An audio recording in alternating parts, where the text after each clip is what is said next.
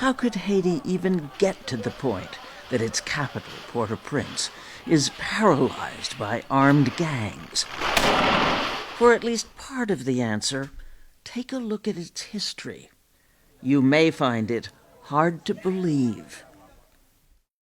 The island Haiti shares with the Dominican Republic, Columbus landed here in 1492 and called it Hispaniola, claiming it for Spain.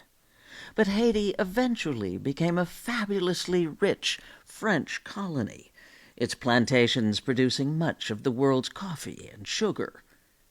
In 1791, the enslaved Africans who worked those plantations revolted. What followed was a 13-year bloodbath. Then, on January 1st, 1804, Haiti traded the French flag for its own. It became the first black republic and abolished slavery.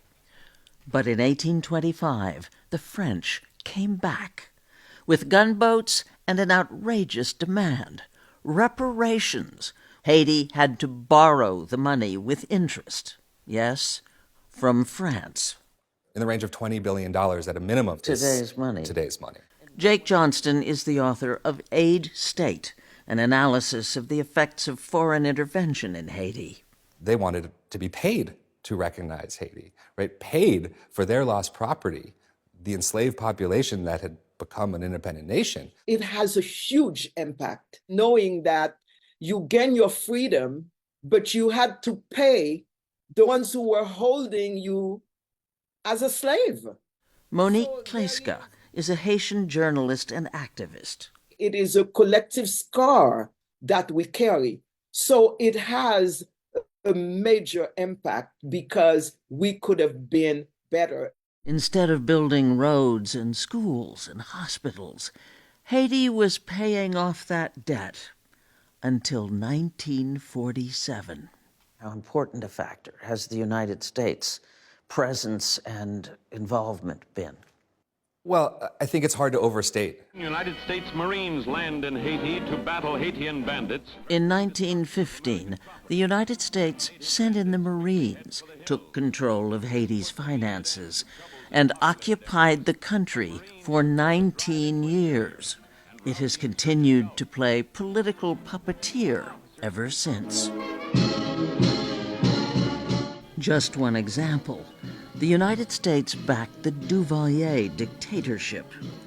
François Papa-Doc Duvalier seized power in 1956.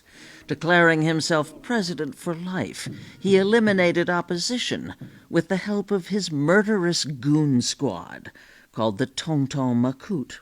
One reason why the United States ended up being a big early supporter of the Duvalier dictatorship was because they were a bulwark against communism in the hemisphere. When Papa-Doc died in 1971, his son Jean-Claude, just 19, known as Baby Doc, declared himself president for life, but was forced into exile in 1986, taking with him, by some estimates, as much as $800 million stolen from the people of the poorest country in the Western Hemisphere. Haiti actually held free and peaceful elections in 1991. Jean-Bertrand Aristide, a former priest, was elected president and was overthrown just a year later. So much for stability. Then, in January 2010, Haiti's worst earthquake in 200 years destroyed much of Port-au-Prince and killed, according to Haitian officials, more than 200,000 people. In the chaotic aftermath, dozens of gangs emerged. They were working hand in hand with politicians. So you can't separate the gang situation from the political situation? No, not at all. The gangs became empowered. The gangs were validated, armed, etc., by the economic and the political elites. Since the assassination of President Jovenel Moïse in 2021, Ariel Henry has served as the country's unpopular, unelected prime minister. His resignation hinges on the establishment of a transitional council. Un conseil présidentiel de transition. Meanwhile, the gangs, united under Jimmy Cherizier, a.k.a. Barbecue, are making political demands. So what now, with the United States and other regional players trying to broker the transition?